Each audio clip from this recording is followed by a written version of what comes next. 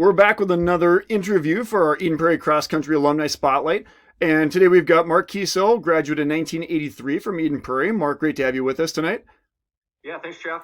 Appreciate it. Before we get started talking about all of your running accomplishments and your career at Eden Prairie, off air, you and I were just talking about the difference of Eden Prairie today in 2020 compared to what it was when you went through. Today, I think the graduating class is 730 kids in that ballpark. It was as big as 850 for a while. Tell us what it was like when you were here in the early 1980s. Well, I always like to tell people, when I say I grew up in Eden Prairie, everyone thinks of it as it is now. And I like my line is, we grew up in Eden Prairie when it was still a prairie, Yeah. right? And, our graduating class was 240 kids. We had, two elementary schools and one middle school. And our high school, original high school, was where I think maybe the middle school is now, Correct. over by the administration buildings over there. And so I was probably my sophomore year is when we moved into the existing high school where it is now. And I think there's been many additions since then onto that high school. But, back then, a lot of our parents were active in creating youth sports when we were growing up. I mean, it felt like a family. It was a real community, based association, because they were just building these programs as we grew up. So by the time we got to middle school, it was kind of fun because, we got exposed to a different side of sports outside of the, leagues our parents put together. And so in middle school, my running started with middle school track and kind of got on the radar screen with the cross country coach at the time, Larry Anderson. He was a middle school teacher, and would kind of watch the times and see what was going on there, and that's what kind of started that out. And so it most of the teams at that time were it wasn't.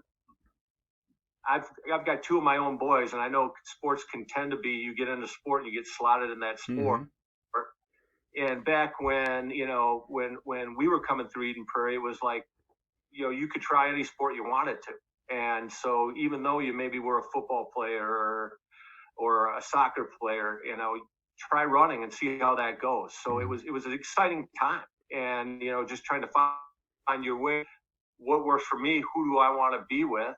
And, Larry created a very fun environment, and he attracted all kinds of athletes, not just traditional runners. I mean, he was pulling people from all different kinds of sports, making it happen. I believe if my numbers are correct, I think the Eden Prairie cross country program started in 1967 with just the boys. And then Coach Larry Anderson came here in 1969 and took the program over. And I believe the first girls started in 1977, 1978, a little bit before you were in high school. But when you went through that period, and by the way, Coach Anderson coached until 2004, 2005. So he is, Hall of Fame, one of the absolute legends, best coaches in the history of Minnesota. And Right. he saw that program from the very, very beginnings of a small farm town to the very large school it was today. But what's so significant for the kids who may don't know the history here, when Mark, you qualified for 4 state cross country meets, 9th through 12th grade, you're I got to look at my notes here. Your sophomore year was when Eden Prairie placed second to Minneapolis Southwest, which was a big superpower in the state at the time. Right. And then moving forward, to kind of look down the road, you placed, you were all state at least twice your junior and senior year in cross country. On the track, you were a 420 miler and qualified, I believe, for state twice. Is that correct? Junior, senior year? Yeah, twice in track, in the mile. Yes. And I think what's interesting, and you and I spoke about this off air, that within a period of about 2 years, Eden Prairie had 4 boys who ran 417, 420, 420, and 422 in a school of that size. What do you think was so significant? And I should say at the same time, the girls program was equally as strong. They were state champions the year that you were runner-up to Minneapolis Southwest. What do you think was the catalyst that made that program so strong? I think it was the environment that Larry created with the runners, with the team. I mean, we talked earlier, and he was very good at connecting with individuals and figuring out what that individual needed to do to succeed, and setting those goals, and being there to say, hey, where do you want to be? Set a goal, and I'm going to help you get there. And then, on top of it, we all got along great, but it created a competitive environment where we were competitive with each other because, we all wanted the same thing and we all pulled each other along, and we all knew that. But yet, deep down, I still wanted to beat the guy next to my right and the guy to my left, right? And I knew if I pushed harder, they were going to push harder, and that was going to be ultimately good for the team. And so it's very healthy competition. I mean, there was never any negativity to it, but it was just so individually goal oriented in a team setting that I think it just created a fuel for everybody that everyone wanted to do so well, right? And once you saw success, there were JV runners that saw what was happening at a varsity level and wanted to be a part of it. So, the talent even got deep. It wasn't just a few individuals. It was everyone wanted to be a part of it, right?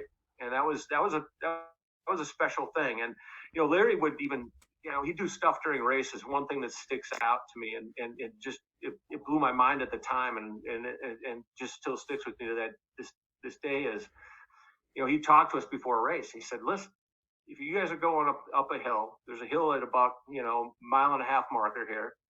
And he'd always have us run in packs. And that was the other thing. It was like run in packs as long as you can. And then, if when you get towards the end of the race, if you can break apart or whatever, that'll happen. But for the first half of the race, I want everyone running in a pack. And I think what that did was we were all united. We were all together. And then you wanted to stay with the lead pack, but he would tell us, when you're going up a hill, I want you guys to start talking to each other because the competition's going to be blown away. They're hurting, you're hurting. If you guys carry on a conversation with each other, you're mentally up on them right then, right? And it is as crazy as it sounds, it worked and it helped us because it took our mind off of how we were feeling and how we were hurting, and we thought we had an advantage, and it was so stuff like that just kept everyone really close but yet competitive with each other. And I really think I look back on some of my best races at the time. There was a runner a year ahead of me, Dave Dubik, and he ran the mile, I ran the mile. And when we ran the mile, the reason our times got low is because we wanted to beat each other. And there was a year we ran in the conference meet, and we were neck and neck the whole time. And it was, I think, probably 0.3 of a second that ended up separating us from each other. And that was his personal best and my personal best. So competition brings the best out in both of you. It does. And even it's interesting because to this day, I still hear from a lot of the runners on those teams from all class levels. And in fact, before the COVID thing, and I don't know where it's going to go, hopefully it still happens. We're getting together with the group, cross country group, from the year my sophomore year, the year we were second in state, and everyone's spread out all over the country, but we're going to try to get in town, get together, share stories, and just reminisce about the times, because even after all these years, everyone kind of goes their different ways, but those years, everyone remembers those years fondly, and it really shaped a lot of us too in different ways. And I think it was significant. You mentioned Rob Byer, who was 4 years older than you, but again, you had that connection. You weren't athletes together, but you had that connection. You're friends with Adam Lindahl, who was 15 years later, still have a great connection with him. And that's what we're always telling our kids, is that when you leave this program, you still are invested in this program, because 10, 15 years down the road, that's still your Eden Prairie team, and you always want to be supporting your team, and that groundwork you lay is going to, affect the next 2 years, 4 years, 5 years down the road, and that's always such a significant part of that. Oh, definitely. I mean, there's definitely a fraternity to it, and I will say this: I'm biased, but I played hockey, and I keep in touch with my hockey buddies, but it doesn't run across, the different grade levels like cross country does. Right. I didn't know Adam. I didn't Mhm. know Adam until, I moved back to town and I heard this Eden Prairie alumni track guy had a shoe store, and we got to know each other, went out golfing, and started telling stories. Yeah. And and the stories, just his stories were great. He wanted to hear my stories, Mhm. and it was instant bonding. And I don't think there's any other sport, in my opinion, Eden Prairie, that has that like cross country does. And what you're doing, Jeff, you're carrying on that legacy, which is great, Well, when and you making the connection if because you get that because 1980 team back together, you got to come to practice this fall. It'd be great to have you come back and visit with all the kids and everything like that. That'd be awesome. yeah, that'd be great. Welcome it, That'd be welcome it. that'd be super. All right. Well, Mark, like I said, I hope you're certainly hope you're not a stranger in the future. We'd love to have you come back and visit with our boys and girls in our team, and let's keep in touch. And thanks again for taking the time to visit with us tonight. Sounds good, Jeff. Yeah, thanks. Have a good evening.